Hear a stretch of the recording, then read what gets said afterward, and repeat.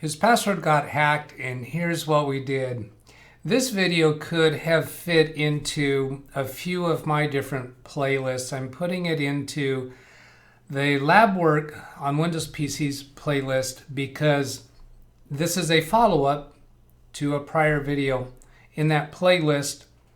And this has substantially to do with a hacked email Microsoft account and what we did with that. So to give you a little focus on the situation, I'm going to bring up the playlist on computer number 2. So to find this, if you were to go to my YouTube account, you could do youtube.com/LWTDB, which is an acronym for the name of my channel, LiveWindowsTraining-DougBetts, and go to playlists, and then go to this playlist called Lab Work on Windows PCs and AMA, Ask Me Anything, and then view full playlist.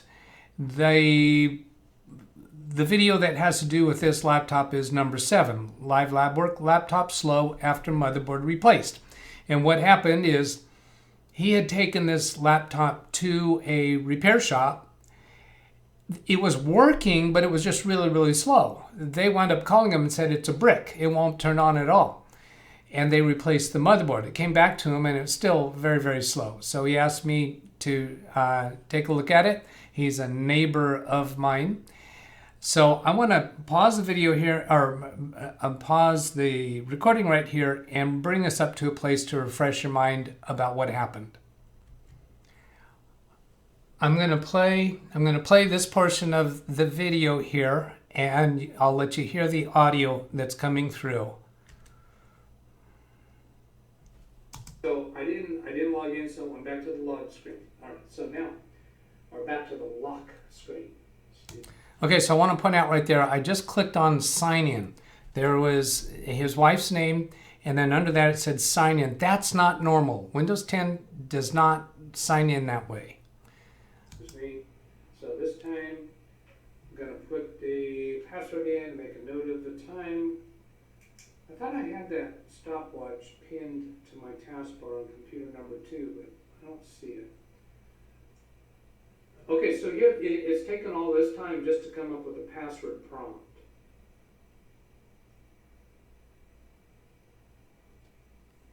That don't seem right.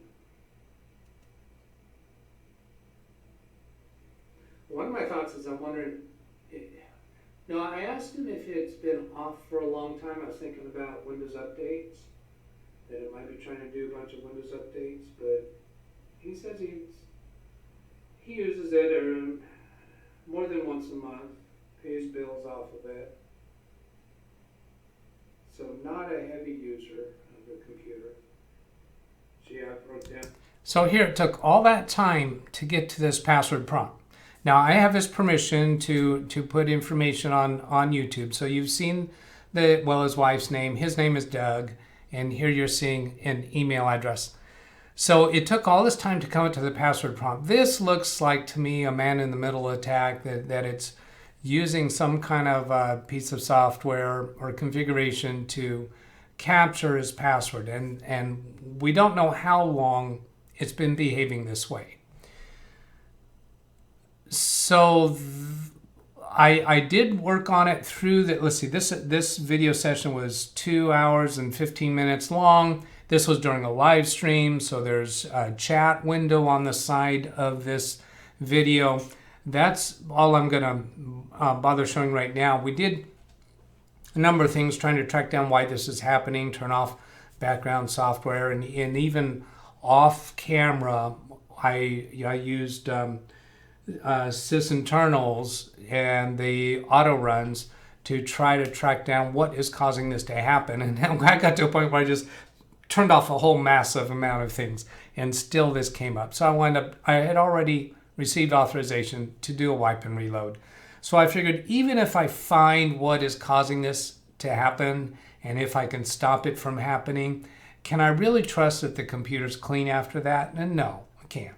So I wound up wipe and reload, nuke and pave, whatever you want to call it, deleted the partitions on the drive, and did a fresh install of Windows 10.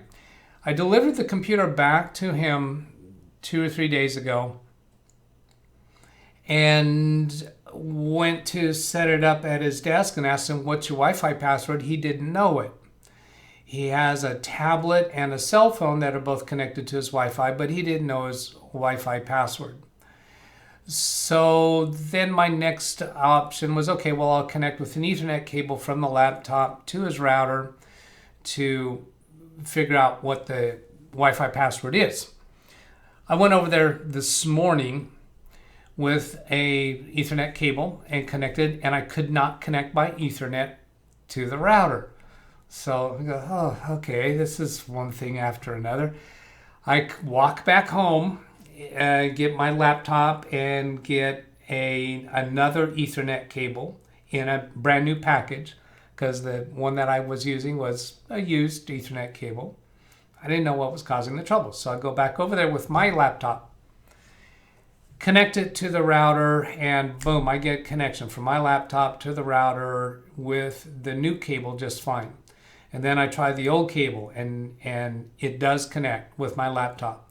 I tried both of those cables on his laptop, and they won't work through the Ethernet port. So something's going on with his Ethernet port. I had already checked Device Manager and checked the network settings and did a diagnosis of the network. None of those solved the problem with his computer connecting to Ethernet. I don't really care about that, because the end objective is to connect through Wi-Fi for that computer. So the Comcast router did not have a label that shows the admin credentials for that, so I figured it must be on default. I tried the usual default credentials that I have memorized. They did not work. So then I did a Google search for the default credentials for an Xfinity router and found that very simply admin and password. The password is password in lowercase. So that got me in, and right away I got to a screen that shows what the Wi-Fi password is. The Wi-Fi password is obviously a derivative of his email account password. Similar but different. So I told him what it is. I documented it for my notes. He didn't even take a note of it, so I'm going to have it in my notes so that I can help him in the future. You can lead a horse to water, but if he's not going to write it down, then he figures once they're working, they're working. Why would he need to know it? I'm guessing his relatives maybe already know it. That's all right. So then next thing I talk about is, okay, so I think that your password has been hijacked. And the bad guys out there know your email account password. He goes, well, okay. So he wasn't too concerned about it. So I reviewed with him what can happen by virtue of that. It means they can log into your email account and send emails pretending to be you, trying to scam people that you know. And he says, oh yeah, I've gotten emails like that from people saying this or that, or saying, hey, did you send me an email such and such? And I say, no, that was me. And we're fine, it's done with, no big deal. Okay, well, another thing they could do is they could go log into your bank account and change the password for your bank account and have full access to your bank account, because it's likely that your email address is a security measure for your bank account. And he says, well, I've done that before, and they asked for the school I went to and my date of birth and stuff. Okay, well, a lot of that can be found on the internet. We really need to change your password. So let me pause here for a minute, see what I can bring up on screen to demonstrate this.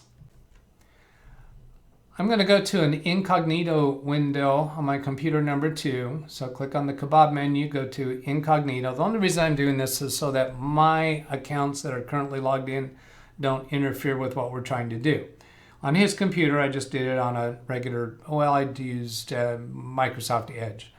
So if I go to office.com, his email account is a Hotmail account. So that is a Microsoft account. So once we change his password whether we access it through Hotmail or through office.com, either way it should be changing the same password.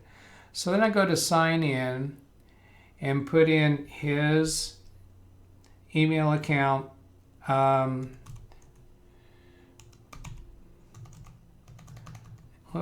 Whoops, I'm hitting the wrong keys.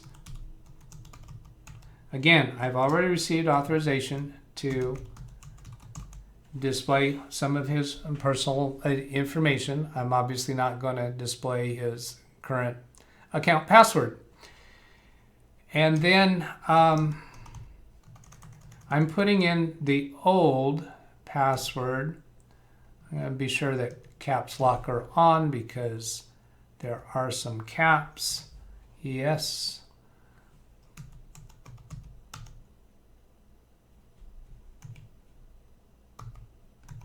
Now, his computer was logging into Windows with this password. When I did a wipe and reload and fresh install of Windows 10, I signed in with a Microsoft account because that is what he's accustomed to, but then I activated a PIN number. And these days, the Windows 10 installation just walks you right into that. And I don't even know if you can get away with not doing a PIN number. It wants that done, and it's the right thing to do. So I created a PIN number for him that I knew was within the range of what he would be able to remember because it's based off of something that he already uses. So then I click sign in here, and I'm going to blur the screen occasionally because I'm not sure what comes up next. Okay, yes, so here. Yes, I can show this. So we did attempt to change his password.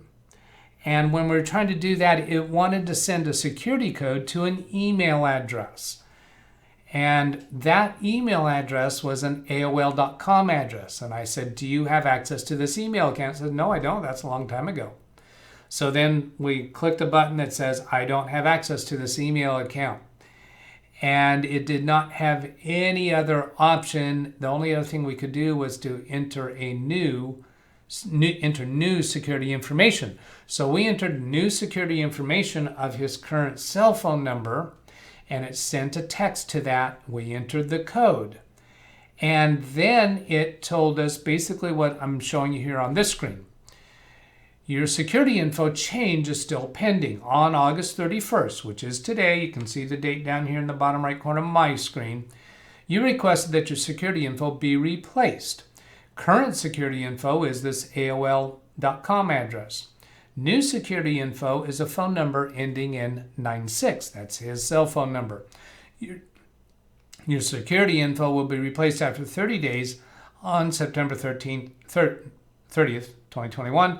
But don't worry, during the waiting period, you can still sign in and use your account normally.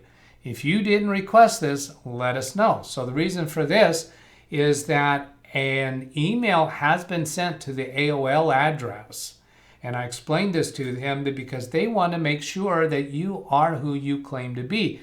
So they've sent an email to the AOL.com address, and if the real you is at that address, then that person has 30 days to refute this security information change.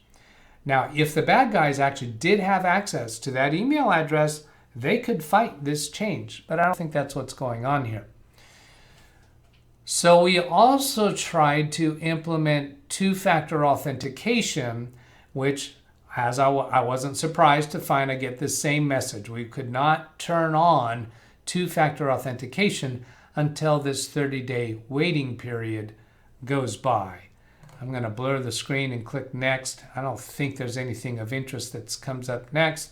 Okay, so it says, do we want to stay signed in? I'm going to answer no to that. It's kind of irrelevant while I'm in incognito mode. And then we go blur again. Then this is okay. I'm going to display this. So then, like I described, we went to the profile icon up here to try to do the two-factor authentication, and that gives me this option. I can click on my Microsoft account, and that takes us to this screen, and still that's nothing else. I'm not revealing anything else. So if I click on change password, I'm going to get that same option. What I was wanting to do is turn on two-factor authentication. So I came down to security, and yeah, here's two-step verification, turn on. and I know what's going to come up there, so I'm not going to blur.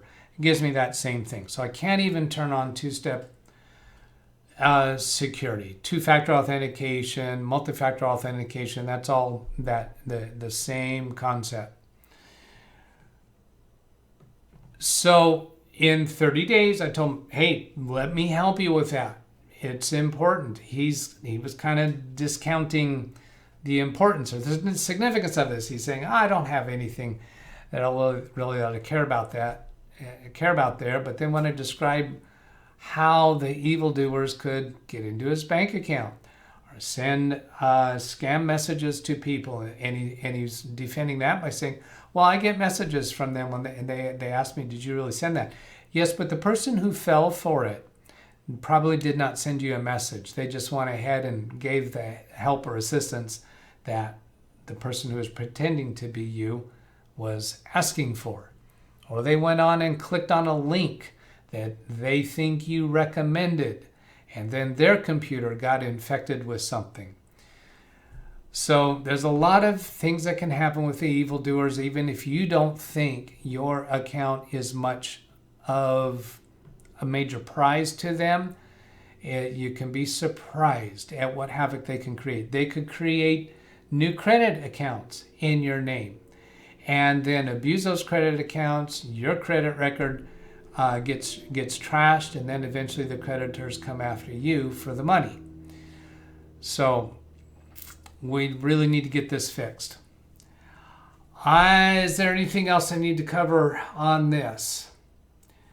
I thought that this could be a online security tips, but then I figured, no, this is a little too deep for the average end user.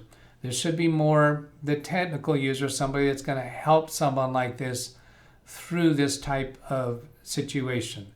An advanced end user definitely could benefit from this, and hopefully they would be watching this playlist of videos, or maybe the title of this video will catch their interest. So I hope that was useful. Have a great day.